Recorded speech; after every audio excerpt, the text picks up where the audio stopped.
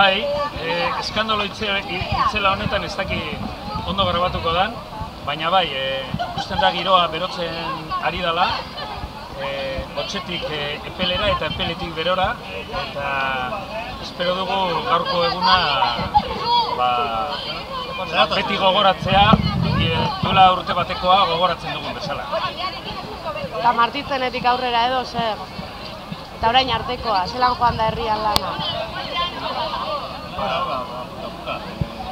Hasieran pizkatu, joan da berotzen, eta azkenean karrera bonita. Egia zabalane egun beste, baina, gaur gintzazko etorriko dela, eta azken orduan zaman bezera bete edo erdi bete. Bai, beteko dugu, ikusten jendean oso animoso dagoela, kriston jendetza, beteko dugu, bai. Egunariak laguntzen du. Zaten ez da zaman bez, hau ere beten berda, eta jende asko berda hemen, eta beste hirietan, eta ez da gure erronka. Bai, Hemendik aurrera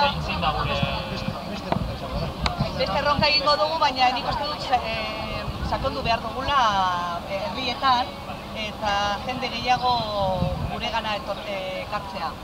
Hor adibide bada da, azkenean gure eskuren ekimenean beti esaten da konplizidadeak lortu eta beti dago humorez edo ez humorez gorliz prentziaren hori eta horrelako ekimenekin konplizidade bi herrien arteko eta pertsona desberdinetako konplizidadeak lortzen direla frogatzen ari gara.